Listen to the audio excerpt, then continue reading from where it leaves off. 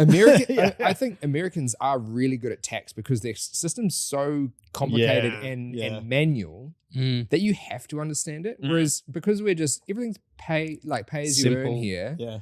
It just happens, and I think that's why we're so shit with tax. Yeah. Because our companies just sort it out for us. Yeah. Like our employer just fixes it all, and for I'd say most Kiwis think about it once every 2 years, maybe. If that. Yeah, and they might get a refund, but if they're just an employee, they don't have to think about it because it's all sorted. Tax is not something we're good at here. Welcome to Checks and Balances, brought to you by Partners Life. I'm Michael Vincent. This is James Blair, and today we've got Reagan back from Where's My Money to talk about the lessons he learned on his podcast. We're back in your life, and we're back with Reagan. I'm back here. Yeah. So in the last episode, Reagan told us all about how life was good at 2% interest rates. They went to 7% interest rates. You had $1 million of debt, and it led to some stress. Life was so good at 2%. Take me back. Do you remember 2% life? It's almost hard to remember. I bought, and my first interest rate was 2.1 or something. Yeah, with the first house. Treats. Oh, man. And it was so funny because I remember just thinking at the time, this is easy. Oh, yeah. I was like, this is simple. We'll pay this thing off in no time. I was like, this is adulthood. Yeah. I'm senior at my job, and look at my house. Yeah. Look at my 65 inches sounds good for that TV. Heck yeah. A brand new Volkswagen Tiguan. It's above average. Yeah. I remember at the time though talking about interest rates going negative, and all the banks were like, it's kind of like Y2K, where they're like, we can't deal with a negative in front of the interest rates. The whole system's screwed, man. Yeah. And then so we were all like, oh, we'll just keep our interest rates fixed for really short periods of time. So I don't want to pay 2% when I could pay 1.8% in 6 months' time. Boy, were we wrong. Dummies. Yeah. We were dummies. Yeah. So if you haven't watched the previous episode with Reagan, make sure to stop right now. Go check out the other episode, all the background in terms of his situation and what happened and the advice he went and got. Reagan, you went through, you ended up with $1 million of debt, financial hardship, a lot of stress. Your reaction to that was, I'm going to start a podcast and talk about it. Yeah, I'm going to tell everyone about it. I just started a new job in digital audio at MediaWorks, and we had the opportunity to, we were looking for the opportunity to make a finance podcast because a lot of people are interested in it, but we wanted a reason to do it. At the same time, my bank account and my life was crashing into the ground. I was like, here's some synergy. Yeah. So we just thought, let's just do this. Let's tell this story because I think we knew it was going to be relatable. We knew there was going to be an audience for something that was so real and so relatable because as the weeks went by, our team at Rover at MediaWorks were like, man, stuff's going to get tough soon. This is not just happening to you. This is happening to a lot of people. And we think the guy that's going to have to do a podcast about this is you, Reagan. And I was like, I think you're right. Yeah. I think you're right. Yeah. And, I'd had experience on radio before, so I can hold a conversation and do an interview to a point. Yep. So we were like, let's just try this. And, we went to the guys that enabled me, the financial coaches, and they were keen to jump on board too and share the process. Because obviously, recording a financial advice session and then playing that in a podcast and bits on the radio is like probably a bit vulnerable for a lot of people. It's a bit of an overshare, but I think that that highlights the problem in New Zealand that talking about money is taboo. We don't talk about it in our own houses with our own partners, let alone with other people. You don't need to go into the nitty-gritty details about how much you earn and what your expenses are, but talk about how money makes you feel and what you're going to do about it. I think is it's definitely something I've learned. Yeah, well, I think the concept of the conversation or the thought of having the conversation is often the most terrifying thing for people, right? Money is, we always say the same thing. It's a tool to give you the life you want to live. Yep. But a lot of people's success and value, socially or to their family is surrounded by money, right? And how comfortable can I make my life? And I think that's, to admit it's not going as well as I think it should, or it's not going as well as someone who I'm comparing myself to is a bloody tough thing to say. Did you, because of your background in media, was it very easy for you to disclose like that? Or was there certainly, were you thinking at the time going, do I really want to disclose this much and for like my family and my friends to hear all of this? I didn't think twice about it.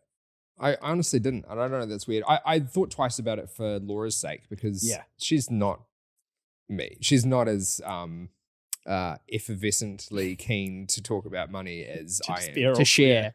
Yeah. But I think I can't tell everyone that they should talk about money without starting it. So if I can share my, it's not like I talk about what I earn. Yeah. That's still personal to me, but talking about how much debt I have and how we're going to fix it, I think it's relatable because it's giving other people hope, I think. And it's all relative, right? Because the multiplier for the amount of debt that you took out is not specific to you. That's across everyone's, regardless of your income or where you live. Yeah. That debt to income ratio is, grown incredibly high for a lot of Kiwis. Yeah. Whether you earn 60,000, 50,000, 80,000, 400,000, the same multiplier was slapped onto everyone's mortgage. So everyone is roughly in the same position. And I think the problem, if you listen to our previous episode, when we bought a house for 685 and then we bought our next house for 1.4, and that seems like a massive jump, but the reason that jump happened is because we sold that house that we bought at 685 for 980. So in order to actually upsize, because we're at the height of the market, we needed to spend more than 30% more, to achieve what we wanted to find in a house.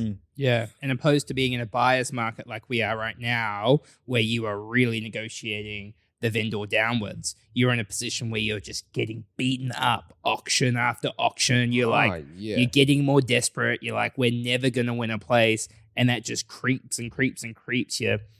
Borderline desperation, right? Because I was in the same point, coming back from Wellington at the time, and you're just going like, oh, I'm sick of this process. I will just pay a bit more just so this is done. Yeah, get me out of here. I hate this auction room. I hate trying to find parking for this auction room. I have to talk to another bloody real estate agent.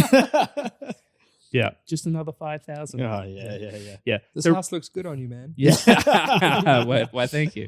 I can imagine that working on you. So, Reagan, you started the podcast. Today's episode is really all about what you've learned from your guests. So I'm really keen just to open it up to you and go, tell us a little bit about some of the guests you've had and the lessons you've had along the way. One of my favorite recurring guests was Hannah McQueen. She's the one who founded Enable Me, the financial coaching and property. Fuck, they do everything. Yeah. But she's such a wealth of information, and she's almost got an answer for everything. But I just love her as a guest, being able to give her unbiased, unfiltered opinion on anything. She really makes you think, and she's really good at stripping the emotion away from money, because I think we're all so emotionally invested in the money we make and how we spend it as Kiwis. Whereas someone who works around money, you guys are probably further down this track, obviously, than I am, is stripping the emotion away from it and going, how do I make this dollar figure turn into this dollar figure? There's no emotion attached to it. But we walk into houses and go, I want this double bay window because the sun hits it at a certain point. Whereas you guys are probably looking at it going, the yield or the return or it depends what you're buying and all that kind of thing. But we're not immune from the same forces that everyone else feels when they're you're heartless. Buying a house. Not the first time. Yeah. Well, like we talked about in the previous episode, I've made the same mistakes around like hiding debt from my partner. Yeah. We're not coming at it from, some pedestal. Like, we still make mistakes all the time, but it is for our clients. It is a lot easier to remove the emotion and focus on the outcome that they want, whether that is saving themselves from $1 million of debt or getting the next property or doing something. Yeah. And I think everything's just a balancing act, right? I mean, that's all money is going, here's the life I want now. Here's the life I want in the future. Can I get these things to balance? And sometimes you have people go, I want to invest into my kitchen to increase the value. And you're like, well, you're planning on staying in the house. They're like, yeah, of course, we're investing in the kitchen. And you're like, well, it doesn't matter what the hell the house is worth. You're actually just chucking on $100,000 of debt to your house. That's your nice new kitchen. Yeah. And it's and just it's going, nice. That's fine. Like, if you want that, don't Don't fool yourself about what you're doing, though. That is still an investment into your life, because if you love spending time in the kitchen, Meal appliances are amazing. So is granite. I love a new kitchen. I'd love it so much, but I know I'm not in the position to do that now. I miss my old kitchen in our 2-bedroom house. I'd rather have that. But now I'm thinking forward, like, what's my 10-year kitchen going to be? How do I get to my 10-year kitchen? Rather than now, I need to stop thinking about money now and just stuff now. Like, I haven't bought new clothes in ages. I've stopped that shit because it might make me feel nice for 2 days, and then it's just another t-shirt in my drawer. I wear the same 3 things over and over again. I keep buying clothes, and I'm like, I don't even wear this crap. I'm an AS Color guy, black or white. Yeah, AS Color. Surely we can get sponsors from AS Color. Honestly, great for the financial plan. But that's one thing I've learned from Hannah, is to try and strip the emotion away from money. But it is that's easier said than done, when of course all of the money that we make goes to building a good life for our family, right? So to take the emotion away is like, am I taking away experiences or safety for my family? It's a hard balancing act. Yeah. Well, Mike mentioned it before, right? Like, money is just a tool to help you live the life you want to live. And to strip the emotion away from money takes the fun out of everything. Yeah, it contradicts the purpose of the money. I do, like, as much as I say I'm not buying clothes and stuff these days, I still like nice things. Like, I love food. I love yummy food. Yeah. And going to restaurants and like taking that out of our lives. Not that we were doing it heaps, but we certainly don't do it often. And I do miss the ability to just do that. But that's probably just also having kids, you know, that's got in the way of going out and spending money on that. You spend on daycare instead. Man, well, that's a good segue. That's one thing I've learned from Steph Power from Crayon, is the cost of daycare in New Zealand. It's more expensive in this country than anywhere in the world. And we are right in the thick of that with 2 kids under 5 at daycare. That's sucking some cash away that I just didn't even, I was not looking at it. It was just a cost that I needed to, we needed to pay. Yeah. But now I'm looking at it, I'm like, shit, that's a lot of money. And it's just a given. It's just like, what else you can do? What else am I going to do? We both need to go to work. And Laura is like a saint, because she's carrying a full-time job and looking after the kids when they're not at daycare or when they're sick. Like, she's the one with slightly more flexibility than me, so therefore she's always the one. Defaults. At home. But like, how do families do that when they can't afford daycare but they need to uphold the 2 jobs? It's baffling to me. It's funny, you rewind back to our parents, right? And it was very common that one person worked and one person stayed at home and looked after the kids. But with the cost of living now, you have to have, was it probably like 90% plus families need to have both people working. And so that childcare cost is mandatory. How much of society is built around one person going to work? What are the hours of school? Yeah. They finish 2 hours before both parents finish work. How is that meant to work in a 2024 world? It doesn't actually check out. Yeah, I like the way that you're taking this. Let's get the kids to school longer. Send them to school from 6A to 6P. Yeah. It makes sense. Yeah. I'm thinking about throw on a couple of Zoom calls in there so they get used to that as well. I'm actually now starting to think about like your situation the more we talk about it, right? So your mortgage repayments jumped to $7,000 a month. Yep. Laura wasn't working, so she you're was down on maternity leave. Yeah, you're down to an income, and then you're dealing with childcare costs at the same time. Like, what a bloody trio to... What a mess. But, and George goes to school next year, so that's going to be a cost that actually disappears. But we're going to take the opportunity and probably spend the same amount of money to send Charlotte, our second, to daycare for longer, so Laura can focus on her job.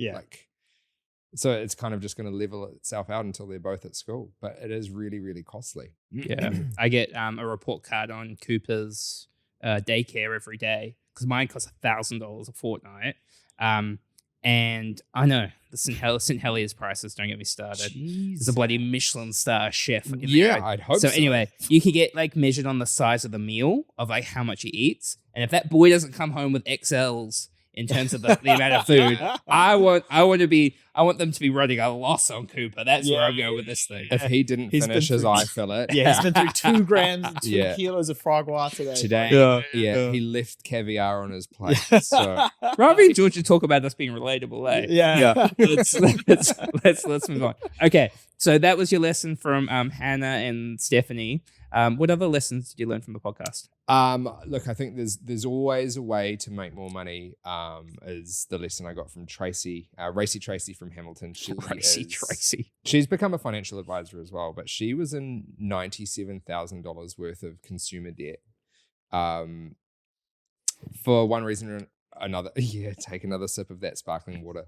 It's definitely sparkling water. She had some health issues, which led to her needing to rack up some debt, and she used buy now, pay later services, credit cards, yada, yada, and got to a point where she had $97,000 worth of consumer debt.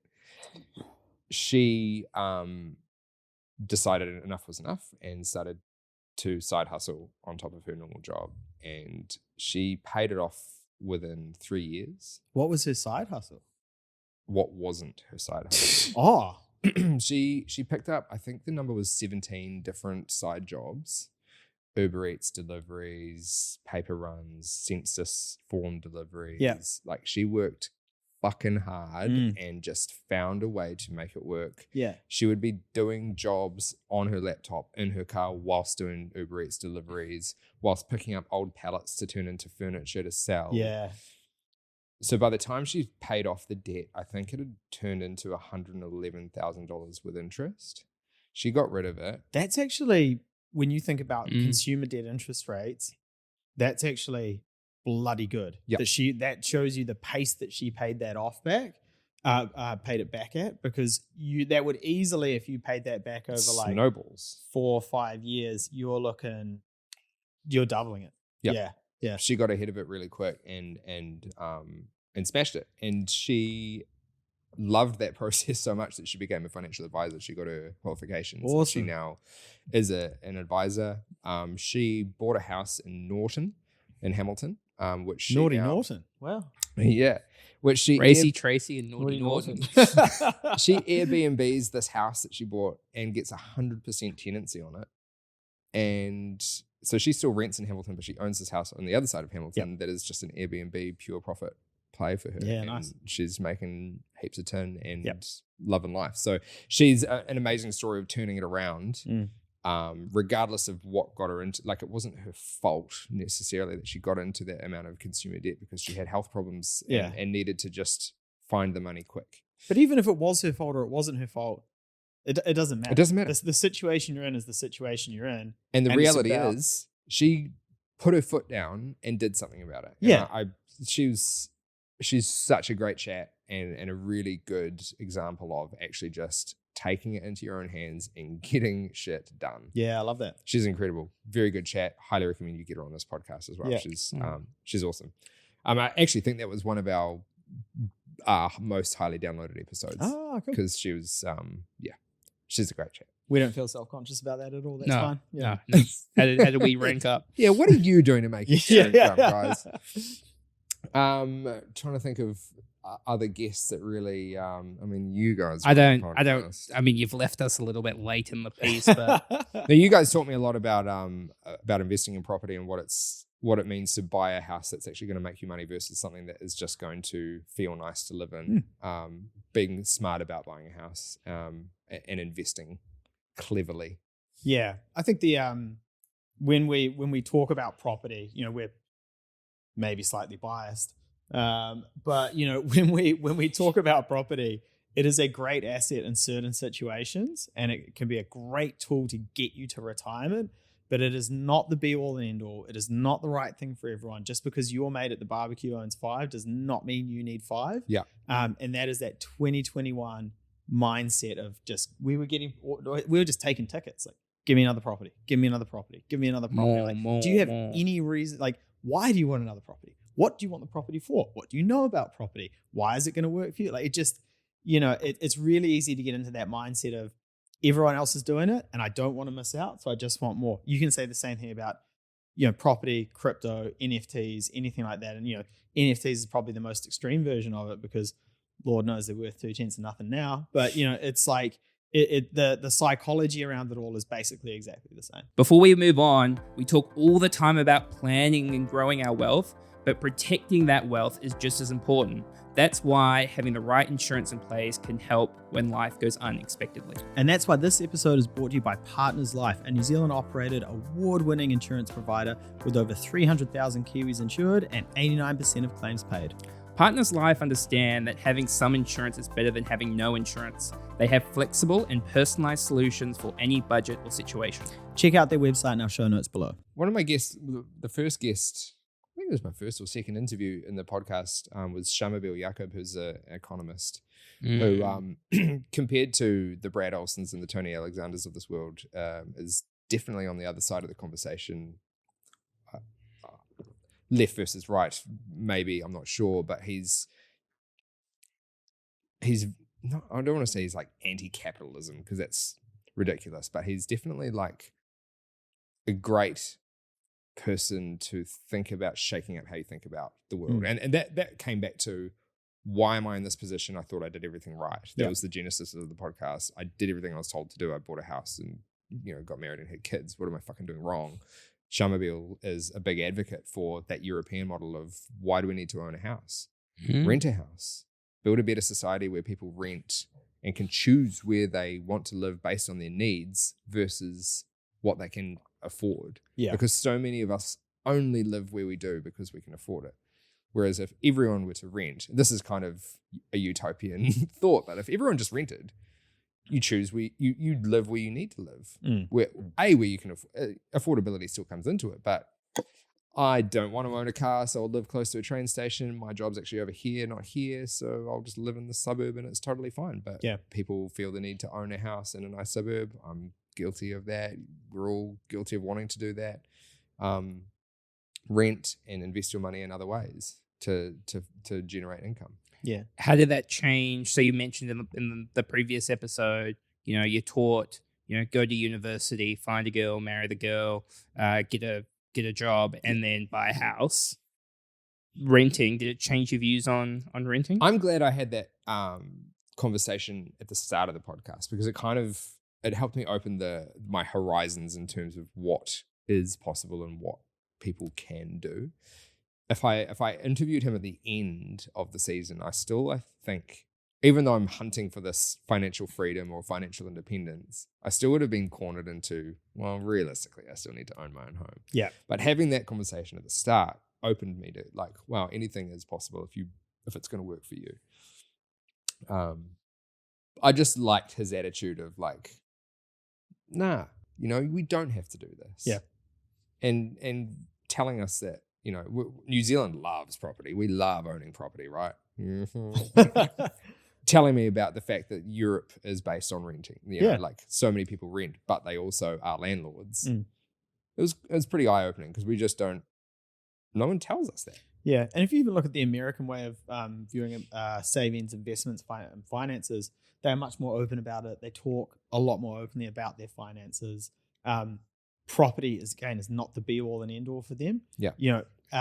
You seldom meet someone from the States who doesn't have some sort of investment in shares or something, and is thinking about the long term more than the short term. I found that really eye-opening. The more Americans that I interacted with when I was living overseas, I was just like, this is wild. Like I've the age they were at and what they were doing and how they're thinking about it. And like, if I'm, I remember one guy was like, no, what I did was I bought an electric vehicle because there was this on it. And then I paid this less tax on it. So I took that tax difference and put it into a share portfolio. And I was like, I think Americans are really good at tax because their system's so complicated and manual that you have to understand it. Whereas because we're just, everything's pay as you earn here. It just happens, and I think that's why we're so shit with tax. Because our companies just sort it out for us. Like our employer just fixes it all, and for I'd say most Kiwis think about it once every 2 years, maybe. If that. Yeah, and they might get a refund, but if they're just an employee, they don't have to think about it because it's all sorted. Tax is not something we're good at here. And like every time I try and delve into it, I'm like, Well, there's not a hell of a lot you can do. Like, people come to us and they go, I want an account that says 1 + 1 = whatever the hell you want it to be, hun. And it's like, nah, it's not the States. And we've got business owners where they're like, oh, I know if I leave the money in the company, it'll stay at a 28% tax rate. Instead, if I pay it to myself personally, it'll be a 39% tax rate. And you're like, yeah, dog, but at some point you're going to take that money, you're going to get taxed on it, so go and use it, invest it into something. I mean, New Zealand's tax system's just pretty straightforward. Yeah. I spoke with an Australian guy called Cam McClellan. Have you come across this guy? Who is he? He wrote a book called, I'm probably going to get the title wrong now because it's been a while since we recorded Rich Dad, Poor Dad. It was My 6-Year-Old the Property Investor. He had 4 kids, various ages, and he made them, do jobs, pocket money jobs over the course of a couple of years, to the point where they put together a deposit for a house. He matched it. They bought a house that the kids owned. So I think the kids might have ranged from like 15 to 6 years old, basically, and they were all owners of this house. And he wrote a contract with his kids that they all signed, and that when they were 18, they could decide what to do with the house. But he knew that by the time they were of an age where they could buy houses, he wouldn't be able to help them because the prices would be too high. If they get in now, by the time they're adults, Sorted. they can split the proceeds of the sale of this house and go buy their own, and he's set them up for life. But there were conditions to it. But imagine making your 6-year-old daughter sign a contract, like, for anything. Did they all buy into the same I'm house? fairly You would certain just they do it bought for into a the same trust. house. Yeah. You just do it through trust You're beneficiaries getting and a a contract. 6-year-old to sign a contract. Was it in crayon? I mean, I don't know. But it was just another way of, how do I get my kids thinking about money? It's a topic we're going to touch on again in season 2. Is, a lot of people say we don't learn enough about money at school. It's like, I think that's true, but there's a lot of it where money's so personal or individual. Like, I don't you think kind it's of gotta- schools. I don't think it's school's place to be teaching people about money to this degree. Mm. Like I don't think school needs to fulfill that role in society. I think people will learn it if they have a genuine interest in it. And everyone should have the genuine interest in it. The problem, which I think is what you're alluding to, is the parents are the role models. Yeah. But as we know, a lot of parents aren't good with money, which means they're being poor role models for their kids, because at a certain age, you tell kids what to do, and then past that age, you're a role model for them and they follow your actions. And if they see, mum and dad just, go out for dinner every night and they're paying It's like for that holidays. plastic card thing, and it all just happens. Yeah. That's the thing I bring up a lot, is that kids don't have a tangible understanding of what it means to exchange currency for goods, because they never see cash. You just click the thing and the thing happens. We buy our firewood from a lovely couple in Matakana. They drive down and they drop it off. And, Sounds so wholesome. Yeah. They are honestly amazing. And whenever they Can we give them a shout out? Who are they? Lynn and I'm pretty sure it's Pete. Nice. Pete and Lynn in Matakana. They're our firewood guys. They're lovely. They dropped us off a batch of firewood the day after our first kid was born, George, and she turned up with knitting for him.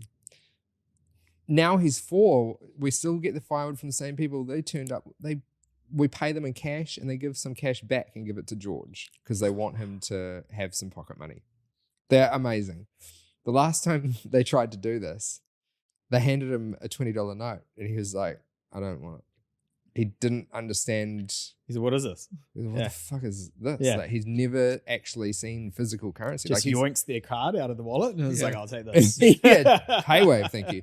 He understands the nice, satisfying noise of a coin dropping into the piggy bank, but didn't understand a note. Yeah. That had a higher, and look, he's 4. Give him some credit, but I'm sure as a 4-year-old, like if someone gave me a $10 note, I'd know when I was remember 4. opening the card and being like, oh, there's 2 notes in here. Totally. Yeah. So I think things have Opening changed. the card this way, Yeah. see what falls out. I think the physical action of tapping a card against a terminal, there's no concept of something being exchanged for that. But that's by design. It's all by design. It's for us too, right? Yeah. But how is that helping our kids understand it? It's not. It's certainly not. We had Jovan from Square One come on the podcast. Yep. And We spoke about Square. We wanted to delve more into Square One. It's very cool, the super stuff cool. that they're doing. because I'm sure it doesn't surprise you as a financial advisor. I have a complex system I'm planning to roll out to my son for his pocket money. But he, like, the way they Contracts talk, KPIs. No, I'm going to KPI my son for sure. There's going to be door openers and everything. It's going to be High beautiful. watermark, you reckon? Yeah. It's going to be a full economy. The more you do, the more you get. But he talked really well about how you have to overcome the fact that there's no physical currency and how you can. It's very interesting how he also spoke about there's like a moral dilemma in terms of how much you gamify the tool, because you've got to be careful along those sort of lines. Into gambling. Oh, But how you create systems with pocket money and savings targets to achieve a goal, and there is that positive relationship with money. We had the same thing with arcade and winning tickets, and you earn more tickets, you get a bigger prize. Yeah. George wanted a pretty low-level prize with the amount of tickets he'd won. And I said, well, you can absolutely get that car right now. Or what if we come back next week? You can earn more tickets and you can get that rocket ship right there. And he was like, no, I want the car right now. And I was like, but George, what about the rocket ship? It's pretty cool. He's like, I want the car. And I was like, I can't reason with you, but I'm trying to teach you this moral. Like, at what age... What is the right age to start teaching you this moral that like of delayed gratification? Because kids just want everything now. YouTube has fucking everything. Yeah. It wasn't about like begging mum and dad for the VHS next time we go to Video Easy. Like, everything is right here, right now. How do we delay gratification for our kids? It's it's a real challenge, I think. Or waiting for next week's episode of Lost or something like that. There's none of that. Waiting for next week's episode of Checks and Balances. Yeah, my parents did the same thing to me, where they were like, instead of giving you weekly pocket money, you get it monthly, and you've got to make it last. And I don't remember it, but my sister says I literally got it and was like, I'm going to the dairy. And just went straight down and spent the whole thing and came back and was like, I'm out. So easy. I'm going to borrow some money. And that's how Mike met his first loan shark. There is a study, I think it was on marshmallows, Georgia. I'm sure you'll be able to find it if you look, where they had a bunch of like very young kids. I think they were like before they went to school, where they're like, okay, I'm going to put this marshmallow on this table. I'm going to leave the room. If you do not eat this marshmallow until I come back, you get 2 marshmallows. And the results of the study were just like the kids that to the point in terms of we can come back from the arcade next week and get a bigger toy, that delayed gratification just isn't there at all. And I know that that's an age thing, but I worry that without any guardrails like actual physical currency to teach them that, how do we actually teach our kids that? Yeah. So I definitely want to focus on the kids and money thing more in the coming season, because it's going to, more and more of us having kids as we get into this age that we're all approaching. Yeah. You're next. But it's just so important. And I feel guilty every time I'm setting a bad example financially for my kids now. Yeah. And what's the reception been like to the podcast since it went out? It's a very personal thing to discuss around money and your relationship with it and the situation you're in. Tell me about it. Is it good, bad, ugly? How's it been? I've had no bad feedback whatsoever. I'll start with the one piece of negative feedback, and then we can go to all the positive. If it's about us, I don't want to hear it. The one piece of negative feedback I had was why is everyone you talk about so invested in property? Like, why is property the only answer to making money in New Zealand? And like, I was like, that's a fair question, because we are hooked on property in this country, and that's one thing I've learned from the pod. In terms of positive feedback, man, like I've heard from so many people, strangers, people I know, people I haven't heard from in like 15, 20 years, just saying thank you. We get this as well, It's wild.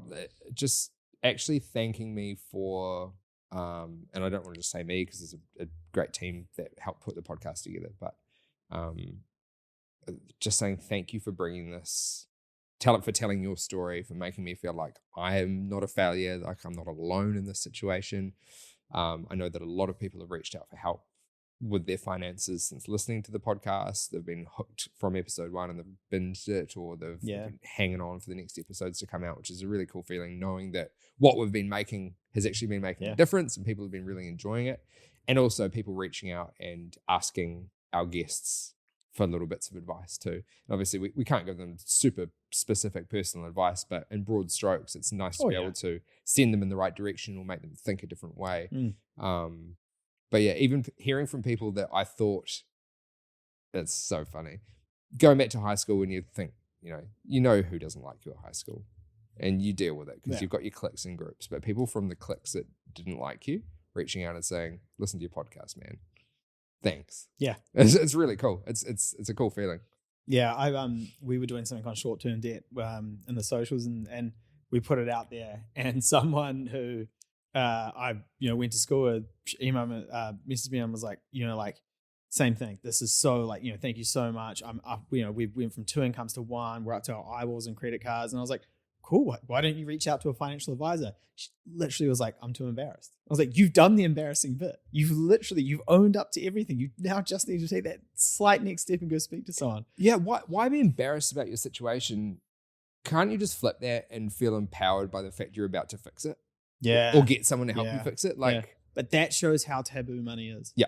Yeah. Totally. If you were doing that with anything else, James's cricket game, for example, right? Like the man, Butterfingers, 2 left feet, can't lift a beat, right? Like, imagine him trying to turn that around and trying to bowl offies constantly, that would be an amazing story. But, with money, it's totally different. Yeah.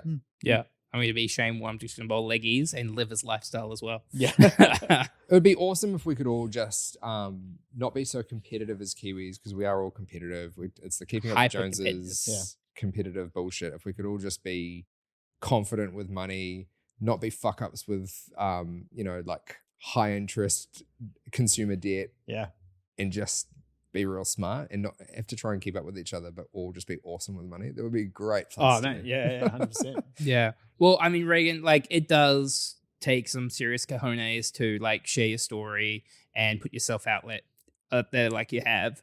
And I mean, you've seen from the reception how positive it has been. So thank you for coming on, spending some time with us, going through these episodes. Season 2 is on the way. Yep. Where can people find season 1 if they haven't seen it already? Anywhere you want to find it, Rover, Spotify, Apple, Google, Amazon, whatever, any platform that has podcasts, it'll be there. And follow us on Instagram, Where's My Money NZ. It'd be great to keep building the community as we go into season 2 and hopefully more seasons in the future. But thanks for having me here as well. It's cool to support other pods in the same kind of same genre, I suppose, but more about just helping Kiwis talk about money and be better with it and understand it and just want to set goals and achieve something that you can be proud of. Yeah, it's awesome work that you guys are doing too. So cool. Yeah, and the more you can have the conversation, the more it's going to have a positive impact, right? Totally. Yeah. Cool. Okay. Well, thank you very much to Partners Life for sponsoring this episode. Please make sure to subscribe, review, like, and we'll catch you next time. Cheers. Bye.